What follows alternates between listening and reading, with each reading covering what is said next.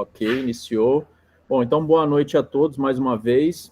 E o objetivo desse momento, né, que a gente está chamando informalmente de esquenta, é porque é um momento que a gente está tendo, ou são vários momentos que estamos tendo com as que a gente chama de com os eixos temáticos do campus. Então já tivemos um momento com a administração, já tivemos com os professores do núcleo comum, já tivemos com os professores da infraestrutura, e agora estamos tendo com os professores da informática. Olha o Renan chegando aí, ó. Boa noite, Renan. Com os professores da informática. E são momentos pré-jornada interna de pesquisa, pós-graduação e extensão, que vai acontecer neste mês de outubro. Então, já faço o convite a todos vocês para participarem da jornada, né, que ela vai ocorrer de terça a quarta-feira. Depois eu vou pegar a data direitinho, mas são muitas datas, eu passo para vocês. Eu acho que é 18 a 22. 18 a 22, né, Marlina? Obrigado, de outubro, Marlina. De nada. Então, a gente vai ter várias ações relacionadas à pós-graduação, à extensão, à pesquisa. Vamos ter oficinas, por exemplo, relacionadas a plágio e a submissão de artigos para revistas, oficinas de escrita de projetos de pesquisa. Então, fiquem atentos. Teremos também um momento com o pessoal da incubadora. Então, fiquem atentos. Nas próximas semanas, nós vamos divulgar mais intensamente esse evento e a programação. Então, esses momentos que a gente está chamando de esquenta é justamente para já ir movimentando o pessoal e preparando para a jornada. E os momentos de esquenta, eles são... a ideia é que eles sejam bem informais. Então, os professores da informática, eles me perguntaram, Júlio, o que a gente precisa preparar para hoje? Falou, preparar nada, assim. Nós vamos conversar sobre os interesses de pesquisa de cada um, por que passou a se interessar por esse tema, o que levou ele a pesquisar. Se quiser falar sobre a trajetória acadêmica, pode falar. Alguma experiência que teve durante a formação e que isso possa ser uma inspiração para os nossos alunos, ou possa ser colocado em benefício dos nossos alunos, que faça isso, né? E para criar essa aproximação entre nós, professores, e entre nós, professores, e os nossos alunos. Então, realmente, é um momento muito informal, pessoal, é um bate-papo, que talvez nós pudéssemos estar realizando, né, em um local mais presencial ou mais inspirador, mas, dado todas as condições que a gente tem de agenda e também de pandemia, o online acabou ficando talvez mais viável, tá?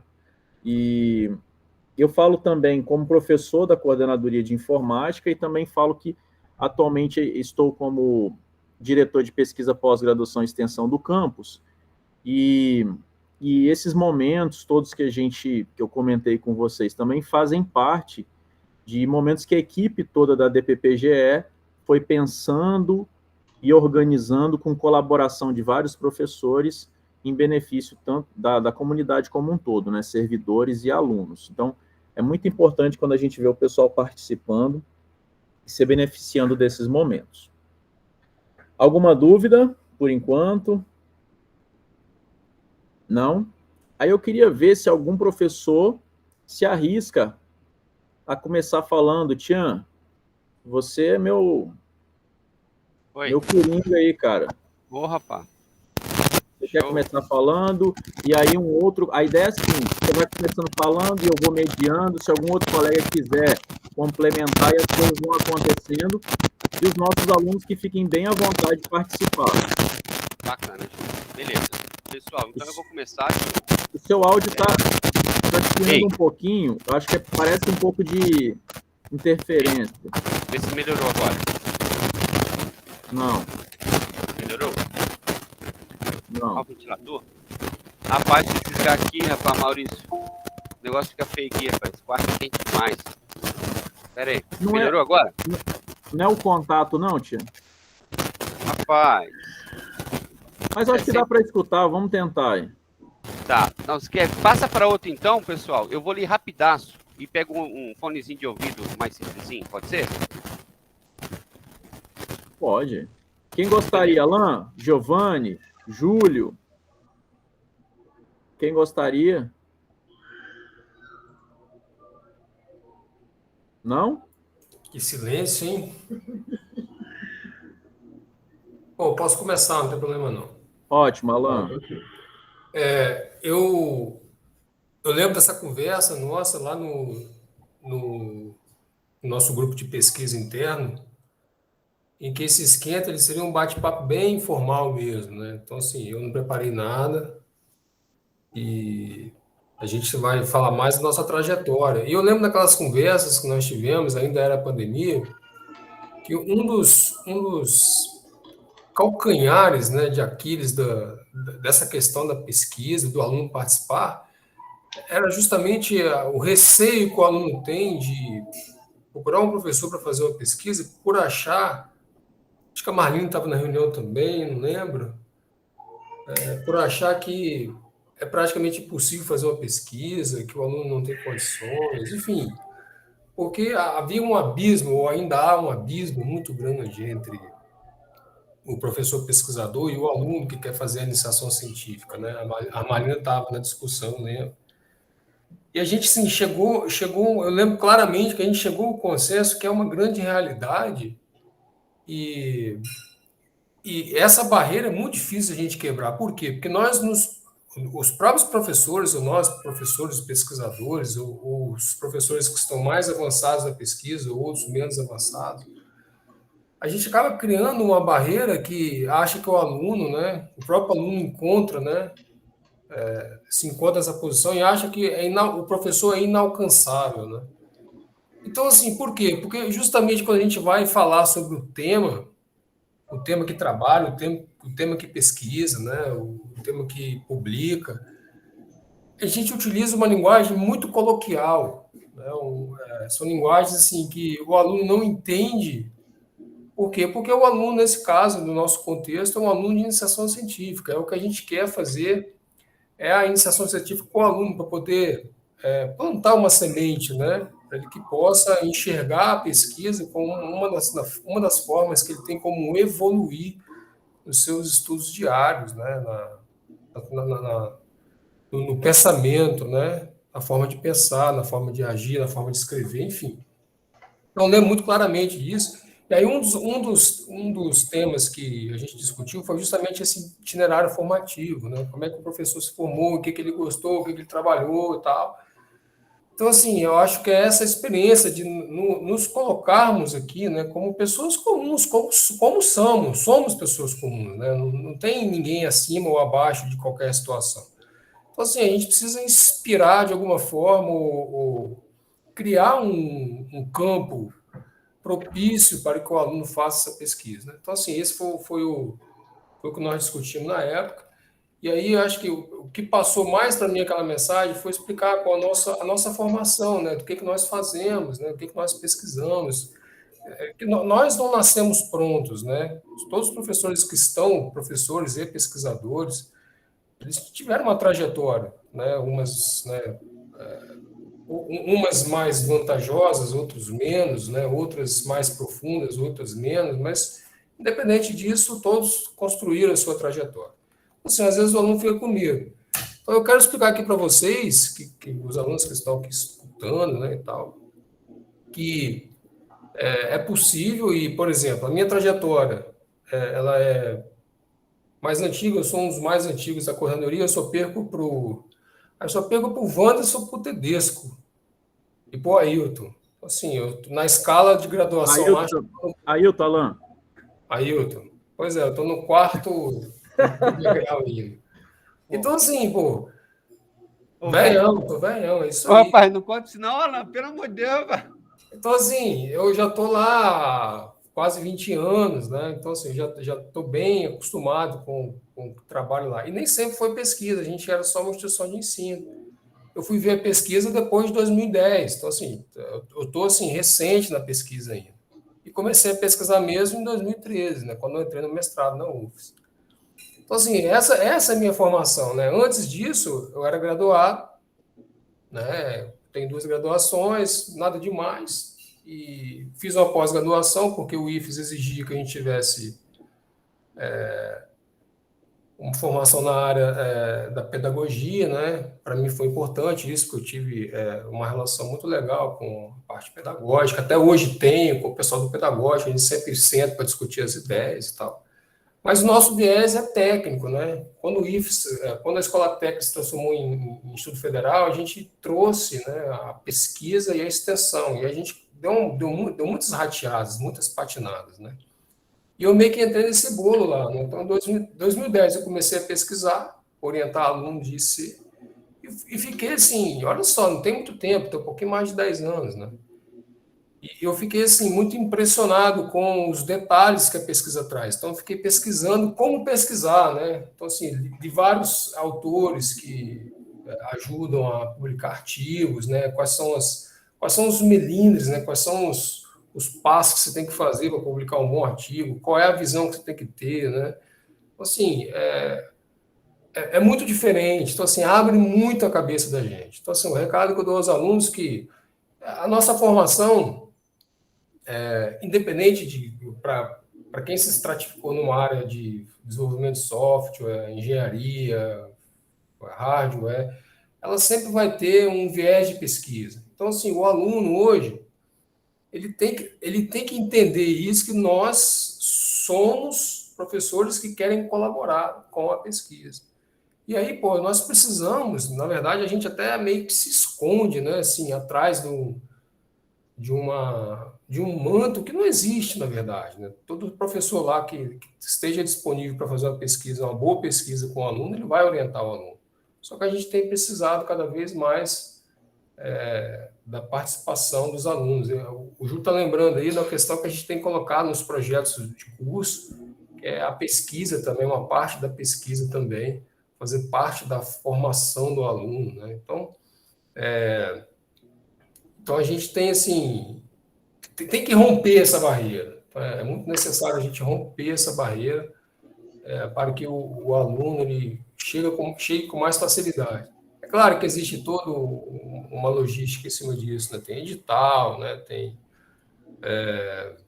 O professor tem que trabalhar na área dele, em cima do edital, o aluno tem que estar interessado na área que o professor trabalha, porque o professor também tem uma formação, né? Então não vai entrar em qualquer outro projeto, né? Então ele tem a formação dele e ele vai orientar em cima daquilo que é a capacidade dele, a competência dele, né? Por exemplo, no meu caso, a minha área de atuação é na área de redes, né? Especificamente, trabalho com redes de sensores em teste das coisas. Então, assim, é o meu mestrado, foi o que eu pesquisei, o que eu tenho pesquisado desde 2013, né? E aí eu tenho trabalhado em cima disso até então. Então, sempre quando surgem projetos nessa área, fico muito interessado em orientar alunos, né? Mas ultimamente tem sido assim cada vez mais escasso por vários motivos, né? Um deles é o que a gente está tentando romper aqui agora, né? Quer dizer, o aluno, olha, bicho, a pesquisa ela é possível para todo mundo e a pesquisa é bom, cara. O aluno que está me escutando, ele precisa entender, pesquisa é bom porque abre muito a sua mente. Assim, você fica com uma percepção muito mais ampla, né, do todo. Então, assim, é muito legal e é gratificante a pesquisa. Ela não é cansativa, tão igual pensam, né? Ela é gratificante, mas exige, claro, como estudar, pesquisar exige também, né? Bunda na cadeira, né? Você tem que pesquisar e trabalhar. É isso, Júlio. Alan, muito legal aí as coisas que você colocou. Essa coisa que você destacou aí da relação do ensino com a pesquisa, né? E até comentei aqui no chat, é um aspecto muito interessante. E também essa mudança de perfil da instituição, né, Alan? Que você falou que cheguei numa instituição e depois, ao longo do tempo, ela foi se transformando. A pesquisa no instituto é algo relativamente novo, né? Então, é o que o Alan bem destacou, tanto nós, servidores, quanto os alunos, nós estamos fazendo parte dessa mudança, né?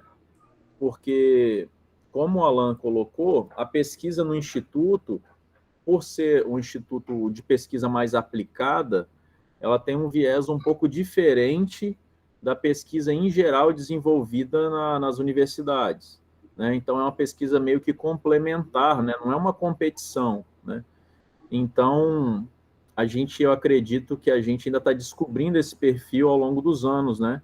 E foi muito bem colocado pelo Alan. E tem vários aspectos interessantes aí na fala do Alan que a gente pode retomar. Valeu, Alan. Sua participação não se encerra, fique aí. Beleza, por aí. Vou passar para o... Pessoal, se vocês quiserem fazer perguntas, vocês podem postar no chat ou interromper aqui a fala, não tem problema não, tá? Eu vou acompanhando o chat também. Tian, você quer falar? Você conseguiu resolver o... Renato, melhorou agora? Melhorou. Tá com uma voz assim de locutor, bem Tá excelente. Então, tá bom, isso é importante, né? Porque a voz é algo que cativa as pessoas quando tem uma voz bem bacana, né? O cara atrai, enfim, a pessoa presta atenção. É claro que outras pessoas têm outras características, né, diferentes da voz. Por exemplo, tem pessoas que têm um cabelo bonito, né? O rosto, os olhos, enfim. Por um acaso, eu tenho muitas dessas características. Você foi privilegiado, né? Entende? Então, assim, já é bom começar já a minha fala com uma mentira, né? Não, pessoal, brincadeira. Olha só, bacana a fala do Alan. Eu fui passando aqui, o Alan, quando você estava falando, um retrato, né?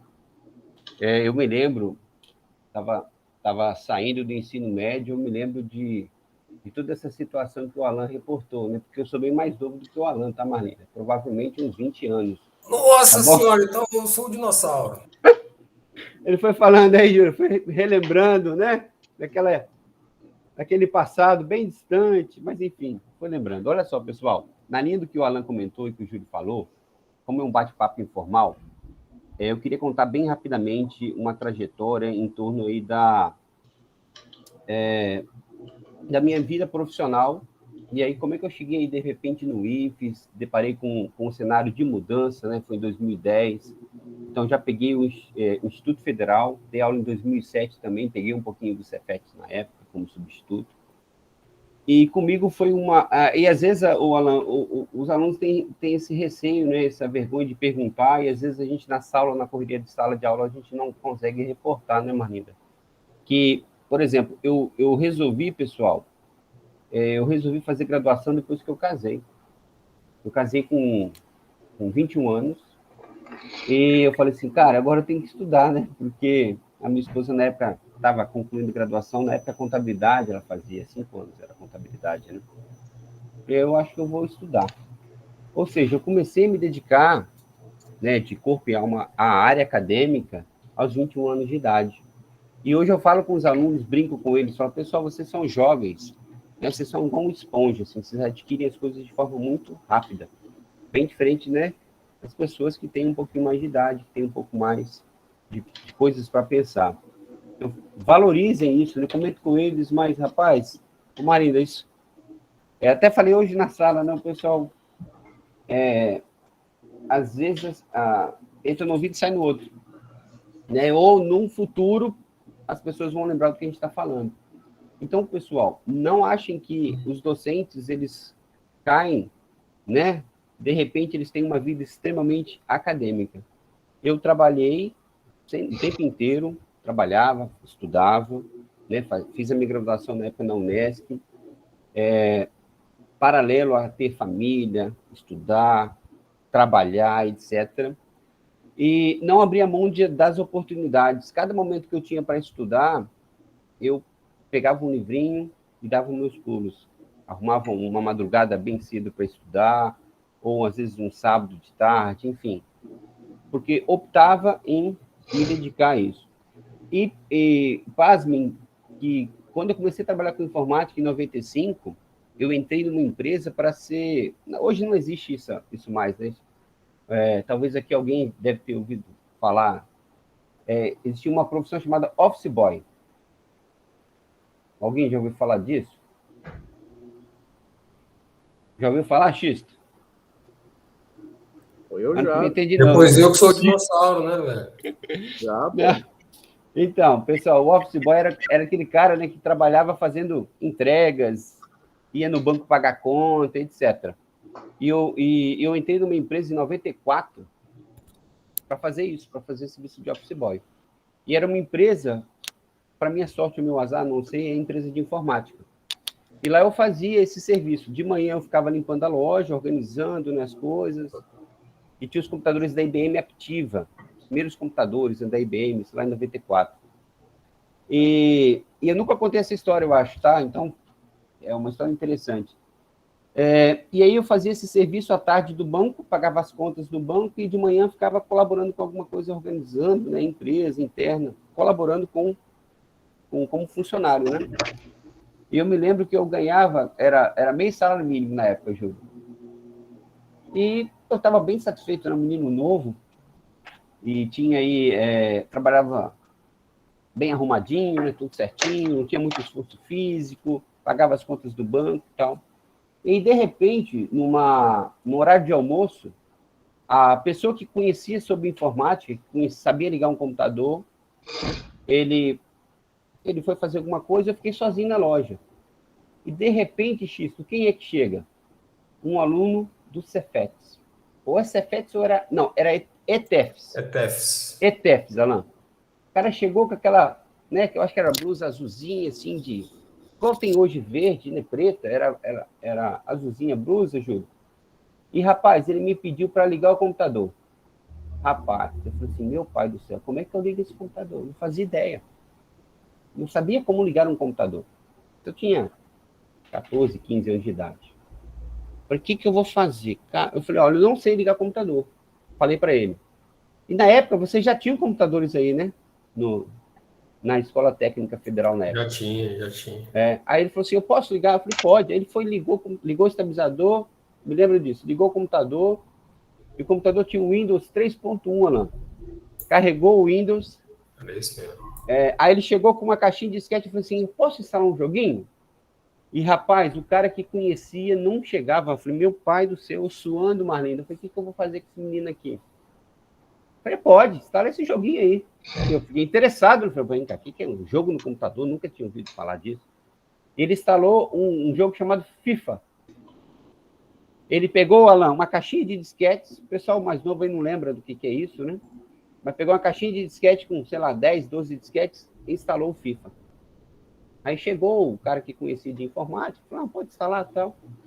E, cara, eu fiquei, assim, encantado de ver um jogo no computador. Só que, ao mesmo tempo que eu fiquei encantado, eu fiquei muito frustrado comigo, porque a pessoa que foi lá, ele era, né, jovem também, assim como eu, mas ele já sabia tanto de computador e eu não sabia nada. Eu falei, meu Deus, como é que pode? Né? Eu trabalhando numa empresa de informática, não sei nada de computador. Despertou, foi o shift ali que ligou o Alex, né? Falei assim, não é assim não, vou aprender sobre computador. Peguei e na época os computadores vinham com livros, muitos livros, né? Porque é uma coisa nova, um computador custava, sei lá, hoje, 8, 10, 12 mil reais, como se fosse fazendo um paralelo, né? As pessoas faziam financiamento, faziam leasing em 24 meses para pagar um computador. Consórcio. Lembro do consórcio. Rapaz, era um negócio, né, Alan? Absurdo. Aí eu falei assim, não, eu vou aprender. Olha, eu peguei todos os livros, pedi, né, a proprietária da empresa, ela me emprestou os livros, que ficava lá nos computadores de mostruário. Rapaz, eu botei aqueles livros debaixo do braço e, menino novo, portava direto estudando. Com 3 meses, eu tinha, assim, um conhecimento muito bacana na área, acabei virando vendedor de computadores, tá? Foi assim, a minha primeira profissão específica foi na área de vendas de computadores, né? Que eu estudei e sabia operar. Então, as pessoas que iam comprar o computador, Júlio, elas perguntavam como é que operava, eu sabia como utilizava, né, os recursos multimídia, etc. E foi, inclusive, a época que eu mais ganhei dinheiro na minha vida, eu não esqueço disso. Por quê, Alan? O salário era R$45, cada computador que eu vendia, eu ganhava R$120. Eu lembro dos números exatos. Ou seja, um computador que eu vendia, né, era 3 salários que eu ganharia naquela época, né? E, rapaz, pensa aí num menino com 15, 16 anos ganhando, vendendo 3, 4 computadores por mês. Então, foi um negócio assim, venda, muito bacana, que eu não esqueço disso, principalmente porque naquela época tive essa facilidade, né? E peguei essa oportunidade.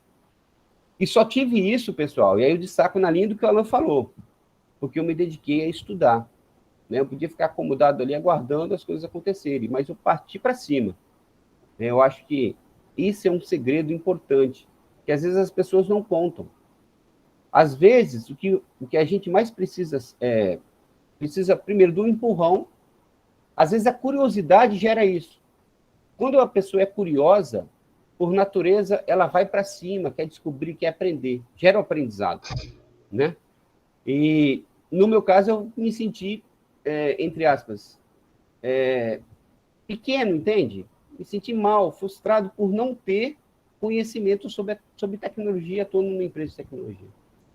Então, essa fala do Alan foi bem bacana, porque ela vai nesse encontro. Gente, eu não sabia nada. Para vocês terem uma ideia, eu me dediquei tanto a essa questão inicial ali, que eu cheguei a ficar reprovado 1 ano no ensino médio por falta. Sabe por quê? Eu não queria ir embora. Eu queria ficar lá na empresa direto, Alan, aprendendo as coisas, me dedicando. Então, não façam isso. A gente já sabe, né? Fala algumas coisas que é para fazer, mas tem que falar também que eu fiz. Eu não devia ter me dedicado demais, igual eu fiz, acabei ficando reprovado 1 ano por falta. Mas aí, pessoal, eu segui, casei, fiz uma graduação, comecei em BSI, bacharel em Sistemas de Informação, só que estava demorando demais esse curso. Aí eu passei para processamento de dados, era um outro curso que era de 3 anos, não era de 4 anos, né? O que o Maurício falou aqui? Faltou isso para ficar programado. Isso não me convence não, hein, Maurício? Mas beleza. E aí, pessoal, fiz graduação, e na graduação eu vi um negócio bem bacana, Júlio. As pessoas têm muita dificuldade na introdução à programação. Eu tinha facilidade. E aí as pessoas me pediam para ensinar elas. E aí eu comecei a fazer grupos de estudo. E a gente chegava na biblioteca, e eu morava no Honório Fraga, era próximo ao Unesc na época, a gente se reunia lá em casa para estudar. E eu fui vendo que eu tinha uma vocação assim para ensinar as pessoas. Falei, cara, bacana. Mas será que eu tenho uma dedicação e eu tenho viés para a área acadêmica? Não sei. Aí o que eu fiz? Conversei com um professor na época, Alan, que tinha mestrado. Falei, cara, eu acho que eu me dou bem com essa área de ensinar tal. Aí ele falou assim, cara, o primeiro passo que você tem que fazer é uma especialização. Aí eu falei, mas por quê? Você está acabando o mestrado agora, né? Ele falou assim, Alex, sabe por quê? Porque talvez na especialização você vai ter a oportunidade de verificar se você tem esse viés de dedicação acadêmica, etc. Porque na época eu queria virar um docente, né? E aí fiz essa especialização que ele sugeriu, na época em redes, e eu percebi que tinha, sim. E lá na especialização a gente foi provocado a entrar no mundo da pesquisa, né? Na época na Universidade Federal de Lavras. Falei, cara, então isso é bacana, eu vou fazer o mestrado já me caminhando para essa área de pesquisa, porque era uma coisa que eu gostava, etc. E tive sempre esse apoio muito grande dos docentes, gente. Às vezes as pessoas ficam acanhadas em perguntar. Eu vejo, às vezes, alunos dos quartos períodos, por exemplo, que eu estou lecionando agora, tem uma galera aí da M35, e às vezes eu observo que ninguém me pergunta como é que é, né, a área de tecnologia. Não sei se já se decidiram, mas eu sinto falta dos próprios alunos não terem essa expertise, né? Essa esperteza de, poxa, eu tenho uma galera aqui que atua, né, na área de informática, será que é uma área bacana? Ou tem experiência de conhecer outras pessoas, né, por ter mais experiência, né? Não porque são mais velhos, tá, pessoal? Mas porque são mais experientes, tá? Então, assim, eu acho que isso é importantíssimo e fica essa outra dica. E aí, depois que eu fiz o mestrado, que foi, inclusive, uma outra área, eu fiz na área de inteligência artificial, eu fiz um processo seletivo do IFES e fui dar aula, mas já tinha tido uma experiência antes, né? Já tinha trabalhado um tempo na Unesc, e aí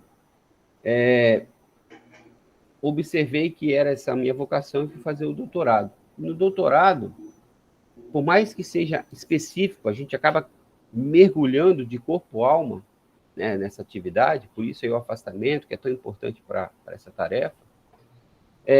Eu tive a oportunidade de vivenciar a pesquisa de uma forma mais ampla, não apenas me dedicando à minha área, né, que era na mesma do Alan, na área de redes de computadores, mas eu pude ver como é que as pessoas atacam outros nichos, e foi uma experiência bem bacana quando eu fui para um outro país que não tinha, e lá eu tive que trabalhar com uma área totalmente diferente do que eu fazia no LabNerds na época, né, que era Software Defined Network, redes definidas por software, e lá eu tive que trabalhar com rádio.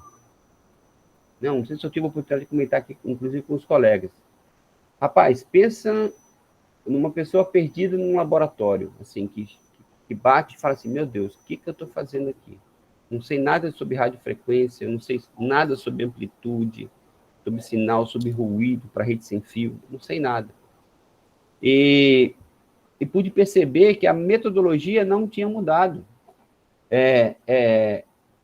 Eu tinha que estudar um referencial teórico, né, pegar os conceitos iniciais, estudar esses conceitos, ou seja, a forma de realizar a pesquisa, de me aprofundar no assunto, não era diferente.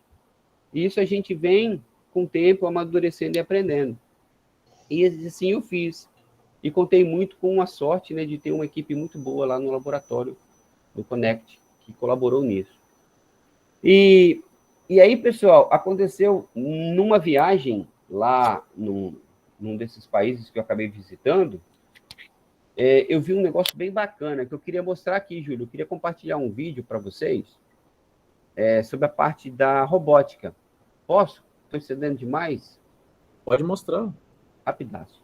Posso compartilhar aqui, né? Aí eu já caminho para o final, tá bom, Júlio? Tranquilo.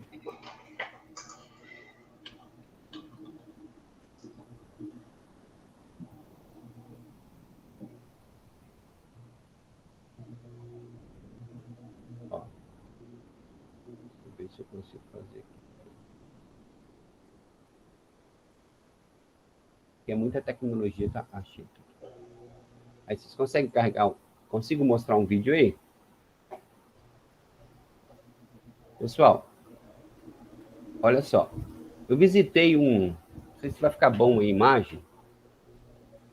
Eu visitei, na época, um museu na Alemanha, e aí eu fiquei encantado, assim, com esse robô. Quando eu cheguei na entrada do museu, ele me recepcionou, né? Primeiro ele falou em alemão, depois ele falou em inglês, perguntou se ele poderia ajudar. E aí eu falei, cara, não estou acreditando que isso está acontecendo comigo, né? Um robô está me perguntando se pode me ajudar. E aí eu falei com ele que eu queria ir até a área de carros antigos, old cars. Aí ele falou, beleza, então me siga. E aí tem outros vídeos, eu não vou passar, mas só para resumir o assunto. Esse robô, pessoal, ele saiu se movimentando pelo museu, né? E minhas crianças adoraram, achou isso muito bacana e tal. E me levou até os carros antigos. Andou mais ou menos assim uns 6, 7 minutos e me levou até esse local.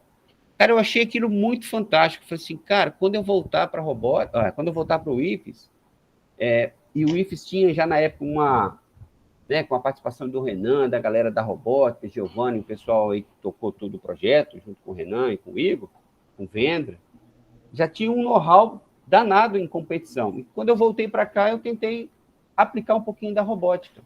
E daí surgiu esse projeto do Osorinho, né, que hoje eu tenho tentado vender para os alunos com um projeto de iniciação científica bacana, que né, inicialmente para fazer gravação, para caminhar aí na escola e fazer a ronda noturna. E a dificuldade maior vai de encontro ao que o Alan reportou. Pessoal, não temos alunos. Isso me frustra muito porque nós temos uma plataforma, não tenho conhecimento, mas eu tenho os caminhos, porque quem vai aprender de fato e executar é o docente. É a curiosidade que vai gerar o conhecimento nele. Então, assim, tentei fazer esse processo de adaptação e tenho tentado já há algum tempo, mas tenho esbarrado nessa dificuldade das pessoas observarem e acharem que robótica é uma coisa muito complexa. Não é, cara. Vocês que sobem páginas em PHP com uma facilidade de minutos, podem fazer isso com muita facilidade. Então, eu queria, Júlio, deixar como recado final essa provocação. Tentem sair, né, dessa zona de conforto e peguem aí nos docentes. O que vocês precisarem perguntar, perguntem, participem. E vale muito a pena, a gente fica muito feliz. E contem com a provocação de vocês também. Beleza, Júlio? Desculpa aí estender demais o prazo, tá bom, pessoal? Que isso, Alex. Muito legal aí sua fala, seu recado, a trajetória. E muito interessante isso que você falou aí, eu até coloquei no chat, a estratégia de resolução de problemas, né? Para quem teve alguma experiência na iniciação, né? Ou na pesquisa, né? O fato de um aluno participar de uma iniciação científica não quer dizer que ela vai seguir uma carreira acadêmica, né? É uma experiência, é mais uma experiência que ela vivencia ao longo da formação dela, da graduação, né? Assim como o estágio também é uma experiência. E as coisas que a gente costuma aprender, por exemplo, na iniciação científica, a estratégia de resolver problemas, né? Discutir, trabalhar em equipe, que em geral a pesquisa ela é colaborativa, a gente aprende muito e leva também, né? Independente da carreira que a gente for seguir. Então, isso é um aspecto bem interessante. E também a resiliência, né, que você deu alguns exemplos aí da sua trajetória, bem interessante. Vou passar então para mais algum colega, gostaria, Giovanni. Oi, Giovanni, por favor, fica à vontade. Boa noite, pessoal, boa noite, equipe.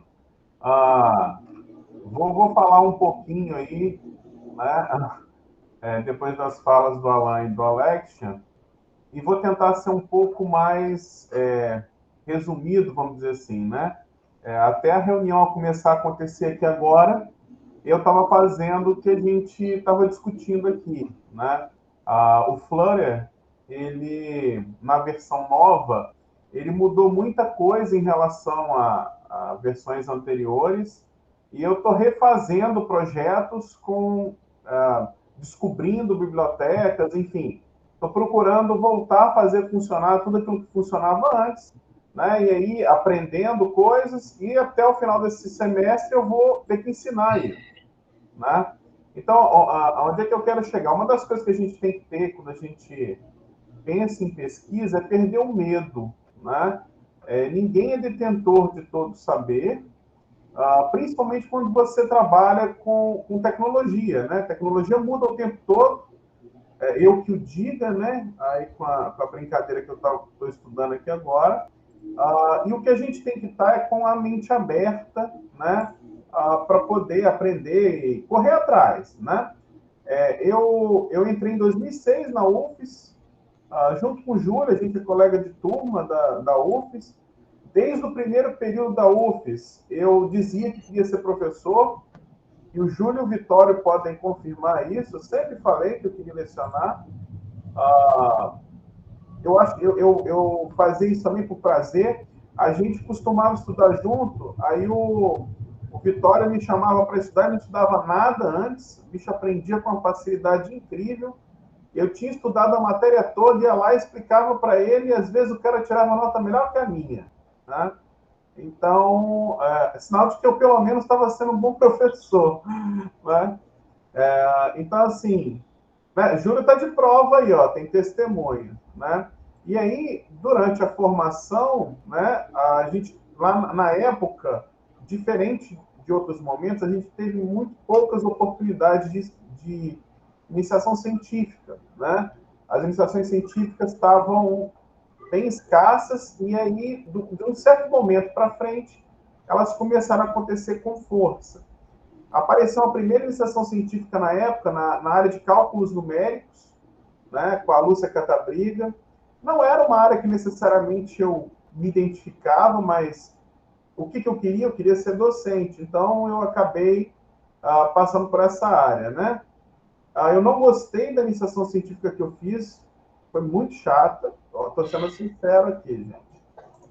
Mas a orientadora era muito boa, muito competente. Então, no final do processo, a gente conseguiu gerar um produto legal, uma defesa legal, mesmo eu não tendo identificação com a área. Eu não me identifiquei com a área, mas não significa que que eu não levei a sério, né?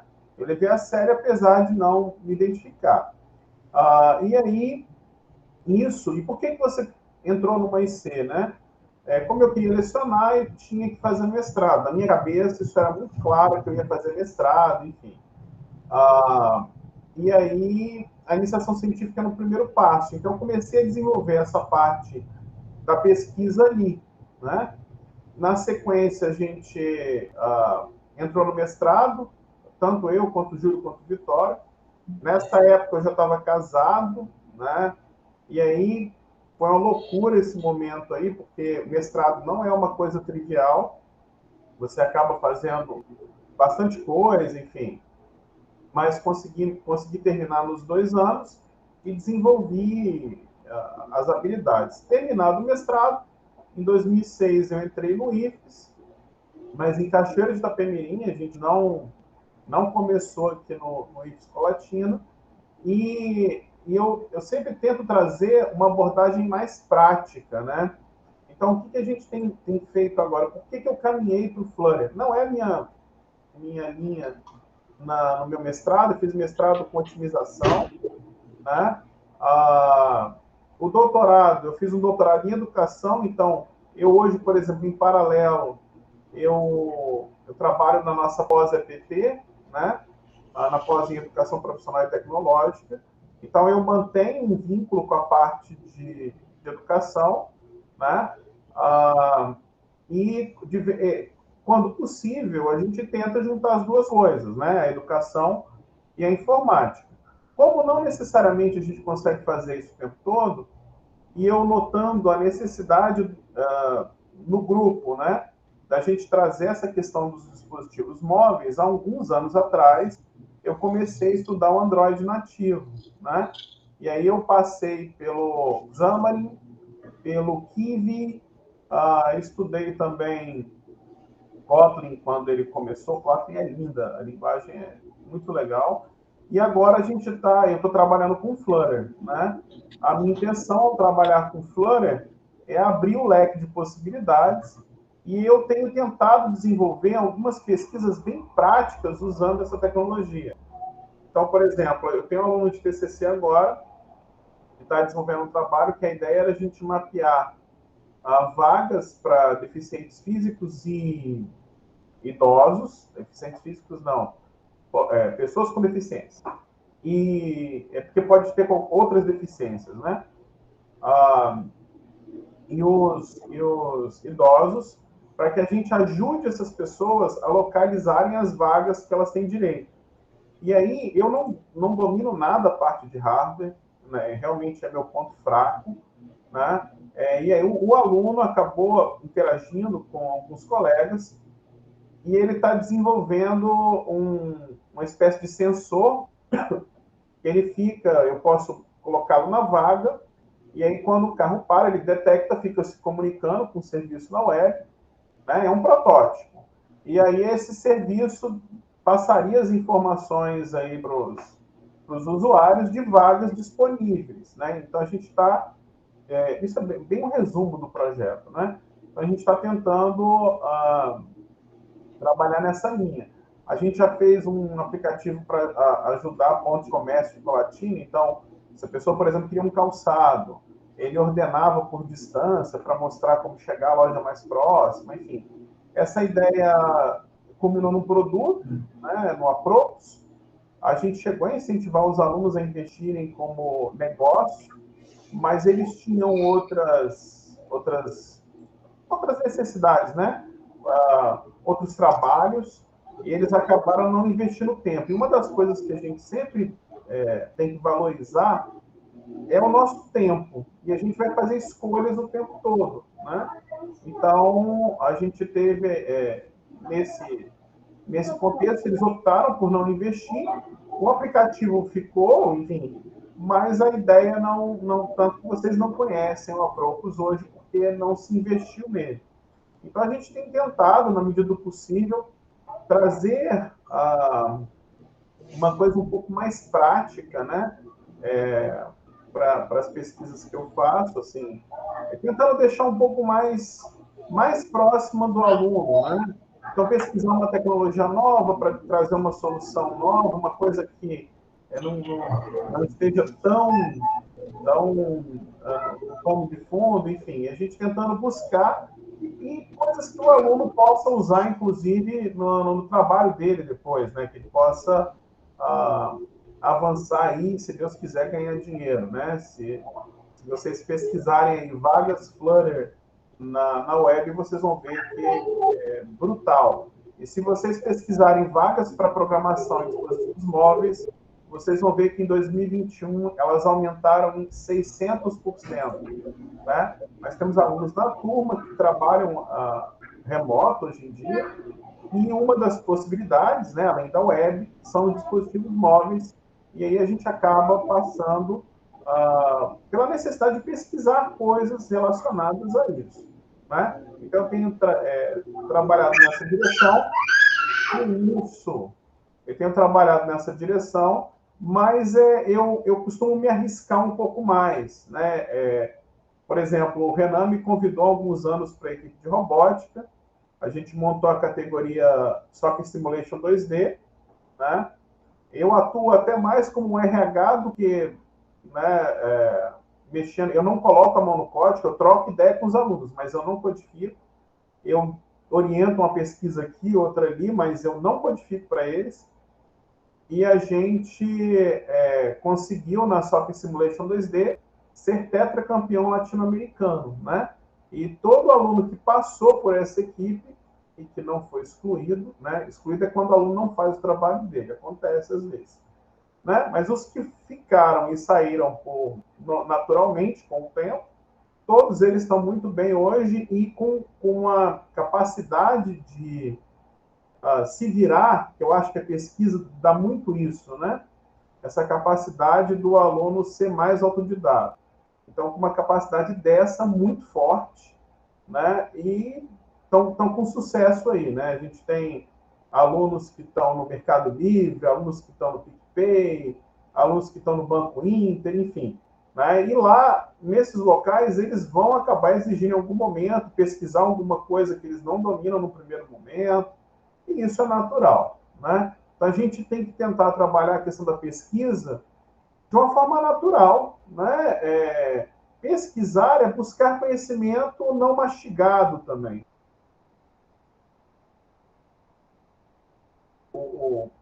A questão do ensino, mas muito a gente tem que pesquisar, tem que buscar fora, buscar formas, buscar meios. Né? Então, era essa a colaboração que eu tinha para fazer. Agradeço aí. Valeu. Obrigado, Giovanni. Então, pessoal, sim, é interessante destacar, o Giovanni aí colocou a abordagem dele, né, o que ele gosta de trabalhar, como ele gosta de trabalhar com temas, com aspectos mais aplicados, né, voltados às tecnologias que ele destacou, que tem uma ligação direta com o mercado e com a empregabilidade, né, e é interessante que numa eventual oportunidade de se trabalhar uma pesquisa com o professor Giovanni, você pode tanto exercitar a pesquisa, né, o itinerário da pesquisa, assim como aprender a tecnologia que vai ser aplicada para solucionar o problema, né? Então, é interessante de se ter esses dois ganhos, né? E acredito também, né, que talvez o aluno pode falar, pô, eu gostaria de trabalhar alguma coisa com dispositivo móvel, mas também robótica, o robozinho que anda, ou alguma coisa de sensoriamento. Então, talvez dê para trabalhar orientação e coorientação com mais de um professor. Então, talvez um é especialista na plataforma mobile, o outro é especialista no robô, igual o Alex falou, né? No robô que se move, né? E pode orientar. Enfim, acredito que seja possível, né, conversando com os professores e discutindo possibilidades de temas, também juntar, compor essa expertise dos professores, que aí os trabalhos ainda são mais interessantes, acredito eu, quando essas competências, né, se alinham para a solução de um problema. Valeu, Giovanni, obrigado mesmo. Mais alguém gostaria de falar, pessoal? Júlio? Renan está aqui ainda. Deixa eu ver se o Renan está por aqui. Quer falar, Júlio?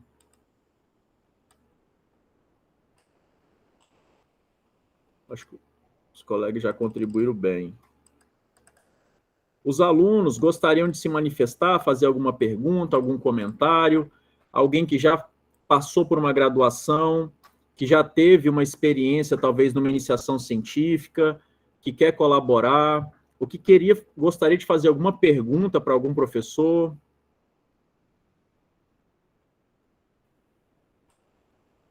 Só destacando que a lista de presença, pessoal, eu postei aqui no chat, tá? Vou colocar aqui novamente. Então, eu vou falar um pouco. O pessoal está acanhado aí. Rapaz. Marlinda, você quer falar? É um momento de falar? descontração, né? Tá, a galera pode Isso. ficar à vontade para discutir, Isso. perguntar, interagir. Opa, a Marlinda quer falar. Vamos lá, Marlinda. Tem que limpar um pouquinho a garganta, porque a gripe ainda não saiu. Gente, eu não sou da informática, tá? Eu sou pedagoga e estou trabalhando na pós-graduação um pouquinho antes da pandemia. Em fevereiro de 2020, eu comecei a trabalhar com o Júlio, com os coordenadores de pós-graduação, e em março começou a pandemia, então estou remotamente até hoje, né? É por isso que o Alex Chan fala tanto meu nome, que a gente conversa todo dia, né? Mas quando o Alan foi o primeiro a falar, e quando a gente pensou nisso no NAP, né? A gente conversando, foi justamente sobre isso, porque, de repente, vocês acham que a gente já nasceu assim, com toda essa bagagem, e não foi desse jeito. Então, cada um está contando sua trajetória de como começou a pesquisa, né? Como chegou na pesquisa, falando da sua formação. Então, vocês têm realmente um grupo de professores. Vamos falar da informática, que eu estive nos outros que a gente chama de esquenta também, né? Grupo de professores com mestrado e doutorado, mas isso não veio assim, de uma forma tão tranquila, né? Então, falando de mim, enquanto pedagoga, eu diria que eu sou a mais velha aqui do grupo, de todos esses professores. Eu terminei minha graduação, vou começar pelo término, em 87, isso, 87, então sou a mais velha, sim, e graças a Deus, né, estou muito bem ainda, e vou continuar assim. A graduação minha foi, na época, era Magistério das Matérias Pedagógicas do segundo grau, nem existe esse nome mais, e é pedagogia, né? Trabalhei em escolas estaduais, no Marista também, eu era professora, pedagoga, trabalhava com crianças até a quarta série, né? E em 94 eu passei no concurso que era a antiga agrotécnica, hoje é a IFES Itapina, e fui trabalhar como pedagoga. Então foi uma mudança na minha vida de sair de um trabalho com crianças e professores de ensino fundamental para trabalhar com professores de ensino médio e técnico e adolescentes. Então mudou, foi um outro aprendizado. E foi muito interessante também, porque só tinha eu de pedagoga. E como ainda era desvinculado, né, a agrotécnica era totalmente separado dos CETETs, ETEFs, né, porque tem toda uma história aí. Pedagoga no caso, eu tinha que ir a todas as reuniões em Brasília. E eu totalmente assim, eu desconhecia tudo. No Marista eu ia a Belo Horizonte, né? Então eu conhecia a trajetória do Marista. Na agrotécnica eu ia a Brasília. Então tudo que era de mudança de curso eu tinha que estar por dentro. Então, por isso que eu carrego até hoje, né, os professores sabem disso, o Alex Chan sabe, Júlio também. Quando vai começar um novo curso, eu falo, tem que ter pesquisa de demanda. Eu bato nisso daí porque foi o que eu aprendi e que existe até hoje. Se não tem demanda, não pode ter um novo curso. E eu fiquei só trabalhando realmente, né? Trabalhava manhã, tarde e noite, porque eu tinha também um emprego do Estado como professora. Era uma vida bem louca, tá bom? Depois eu pedi uma licença do Estado que eu vi que eu não aguentava mais, e mais adiante eu pedi exoneração do Estado, porque aí eu já não dava conta. Em 2007 eu pedi redistribuição, porque eu já tinha meus 2 filhos pequenos, né? Redistribuição para o IFES Colatina, e trabalhando como pedagoga. E foi aí que eu conheci Renan, que não está aí mais, né? Eu acredito que não está, mas Renan, na época, era aluno. Eu falo sempre com ele que ele era o aluno pentelho, porque ele reclamava do professor que não dava aula direito. Desculpa, mas eu chutei aqui, tá? Ele reclamava dos professores que não davam aula direito. Então, o Renan, para mim, era como um termômetro, né, na escola. Eu trabalhava tarde e noite, né, era um termômetro dos cursos técnicos. E eu fui trabalhando, eu conheço os professores, né, Giovanni, né, coordenador, foi o coordenador numa das épocas aí que eu trabalhei na informática, e aí pulando, né, eu fui para pós-graduação. Mas como começou a minha trajetória de pesquisa? Entre 87, depois eu fiz uma pós-graduação lato sensu, né? Que, gente, não foi uma grande coisa não, tá? Que tem pós-graduação e pós-graduação. Essa não foi muito boa. Até 2011, eu achava que eu não tinha capacidade para fazer um mestrado. Eu via meus colegas lá de agrotécnica fazendo mestrado, e eu falava, eu não dou conta disso, não. Eu não tenho condições de apresentar em um seminário. Eu não sei falar para um público, né? E eu sempre pensava nisso. Eu não tenho condições. Mas aí, em 2011, apareceu o mestrado, o Minter, eu fiz a prova, passei junto com um grupo de professores, um deles a Mirella, e mais alguns técnicos administrativos, né, Rosane, Fabrício, e entramos a Divina, que já aposentou, que era pedagoga, e entramos nesse mestrado. E aí, foi por isso que eu e o Alain, a gente estava conversando, né, na época também da preparação do NAP, a gente falando como é bom falar da trajetória. Eu nunca tinha escrito um artigo, e eu achava que no mestrado teria uma aula de escrita de artigo. Gente, eu já tinha muito tempo de caminhada, mas eu nunca escrevi um artigo. E eu cheguei a perguntar, foi na época a Mirella, Rosane, a gente conversava muito, falava assim, não vão ensinar a gente a escrever artigo, não? Aí eu lembro que a Mirella olhou e falou assim, Marlinda, eu acho que não. A gente vai ter que aprender sozinho. E a gente aprendeu, tá? Todas nós. A Mirella já tinha uma caminhada, né? Porque ela já tinha começado um mestrado, então ela já sabia escrever artigo, e nós fomos aprendendo. Então, foi a partir daí que eu comecei a escrever artigos. Eu fiz o meu mestrado em pouquíssimo tempo, mas eu fiquei um ano afastada e o restante eu voltei trabalhando mesmo.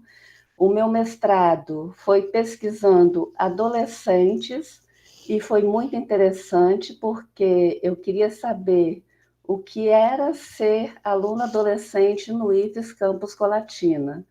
E o orientador, na época, ele só trabalhava com síndromes, ele aceitou essa pesquisa. Então, daí, né, eu estava terminando o mestrado e eu achava que, não, agora não vai dar para fazer o doutorado porque ele não vai ofertar vagas, mas eu fiz um projeto assim mesmo. Aí, nesse meio tempo, né, começamos a escrever artigos sobre síndromes raras. Então, só para falar para vocês, para quem não sabia, escrever nenhum artigo, passou a escrever vários artigos e fazer pesquisas sobre síndromes raras. Síndrome de Progéria, síndrome de Cornélia de Lange e várias outras.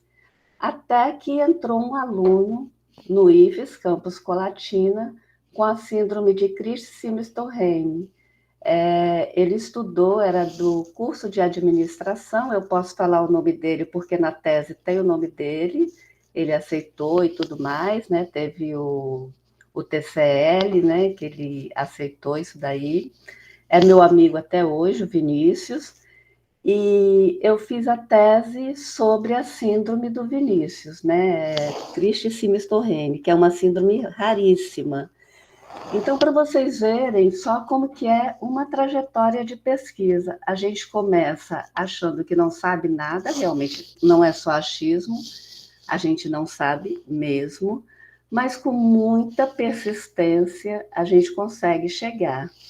Hoje eu tenho vários artigos publicados em livros, capítulos de livros, e é o que a gente conversa, às vezes eu falo com o Júlio, eu falei, não escrevo mais porque realmente não dá tempo, a gente precisa de um tempo para poder parar e escrever, e não sobra tempo. Ministro palestras hoje, né, por exemplo, dia 18, eu vou ficar um tempinho na abertura, mas eu tenho uma palestra na Universidade Federal de Goiânia, e quem diria que eu, filha de uma lavadeira e de um pedreiro, chegaria onde eu estou. Então, eu falo isso com muito orgulho. E não falo isso assim, subindo no salto. É como a Alex Chan falou, a gente começa lá de baixo, ele office boy, e eu ali trabalhei lá Fabiano de Cristo, foi meu primeiro emprego, né? Terminando o ensino médio, já foi meu primeiro emprego. E hoje eu gosto sempre de falar isso, tá? Só para deixar os outros assim, prestes a me aposentar. Então, eu acho isso muito interessante. E esse foi o objetivo, é o objetivo do Esquenta, é falar para vocês que todos vocês são capazes de chegar ao lugar onde nós estamos hoje. A gente está nesse patamar, mas como diz o meu ex-orientador, e eu falo que para sempre vai ser meu orientador, Rogério Drago, né? Ele fala assim, chegou no doutorado, está no Olimpo. A gente está no Olimpo, mas não foi fácil chegar no Olimpo. A gente ralou muito, noites e noites e noites sem dormir, tá? Pesquisando, pesquisando, pesquisando mesmo. Nada cai assim nas nossas mãos. Então, é muito conhecimento acumulado, são muitas horas de sono, mas que vale a pena. É claro que a gente para descansar, né? Tem momentos que a gente fala, não dá mais, a gente precisa priorizar a saúde também, mas vale a pena esse investimento. Então, esse esquenta é para preparar vocês, né? Para incentivar para jornada interna, e aproveitando que tem alunos aqui que é o Alex Xisto, eu sei que eu estou vendo o nome aqui, tem o Keverson, né, os alunos da pós-graduação e os demais também. Tem 2 dias, os dias 20 e 21, que são ex-alunos de pós-graduação que falarão sobre a trajetória deles de pesquisa durante a pandemia, porque eles não pararam também não, tá?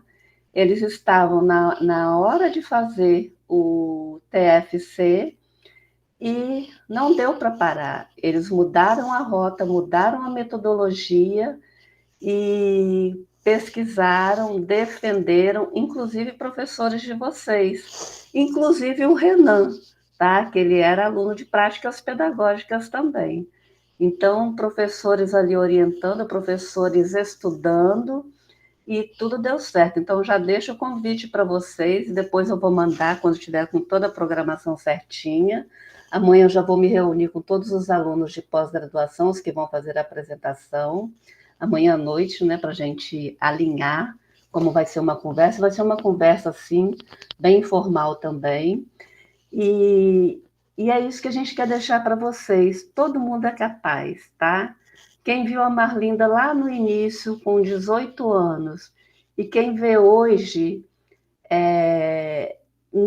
talvez não daria assim tanto crédito, né? Porque eu mesma não dava esse crédito. Eu tinha medo de falar em público.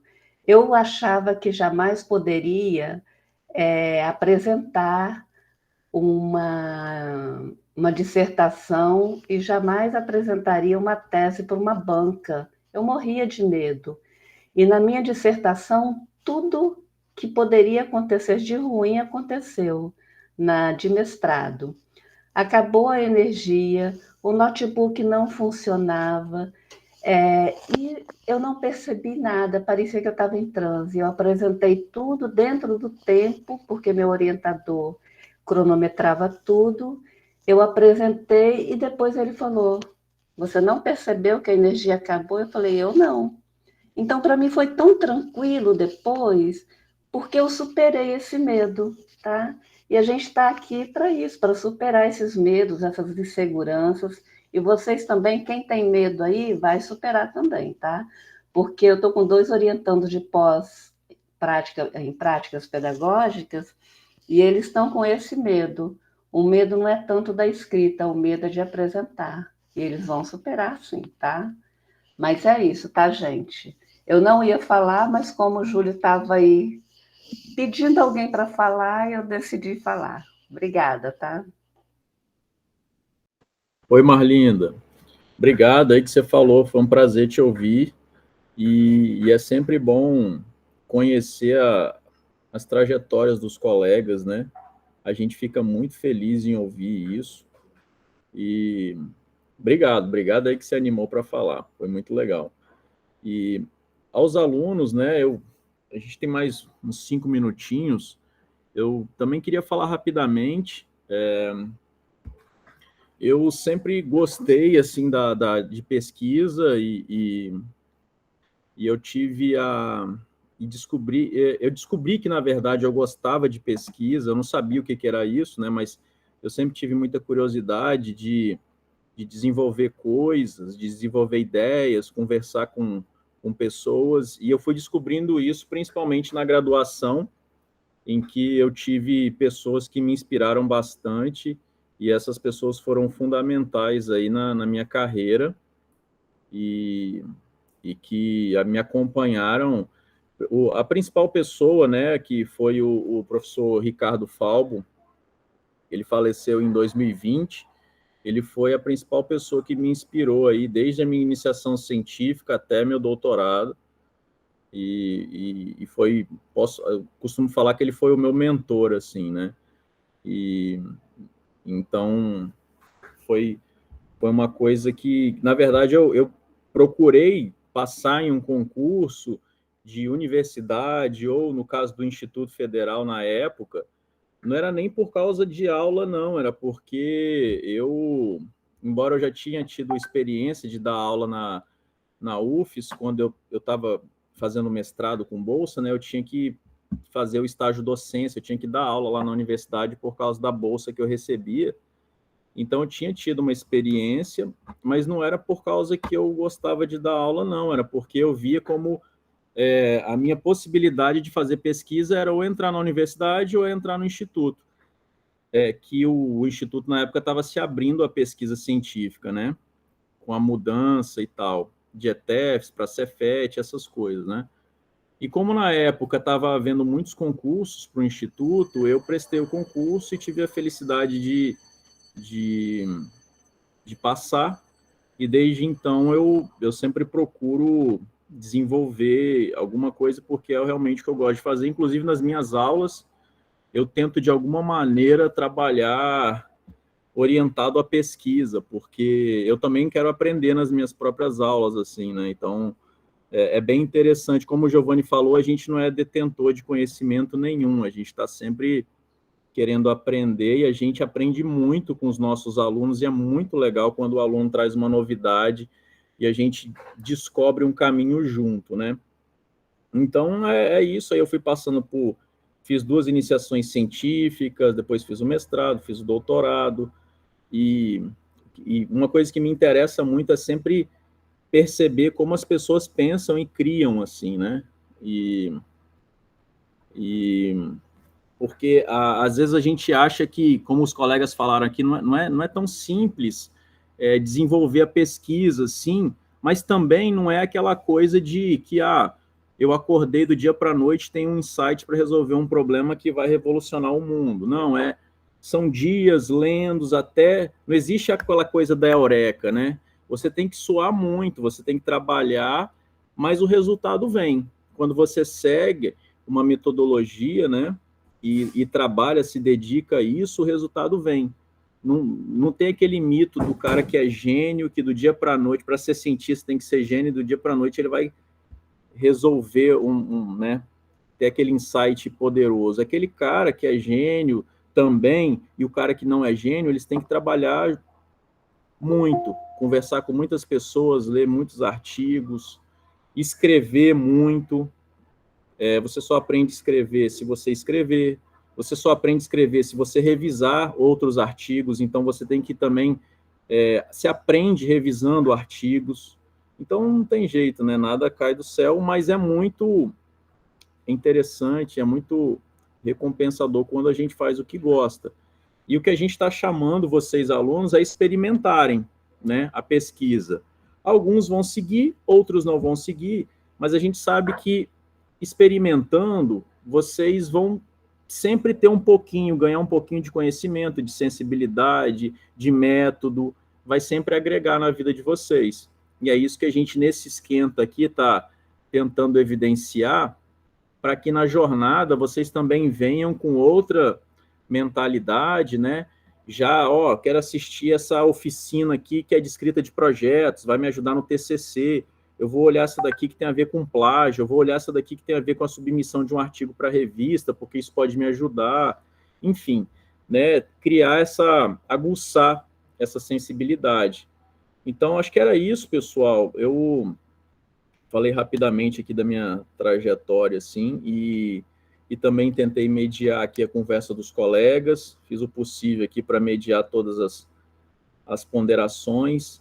Agradeço muito, muito a participação dos colegas por ter enriquecido esse debate, porque senão a gente não teria conteúdo para segurar esse esquenta, né, essa live, vamos dizer assim. Aos alunos que permaneceram com a gente, tá? Eu vou repostar aqui a lista de presença para que ninguém fique sem o seu certificado.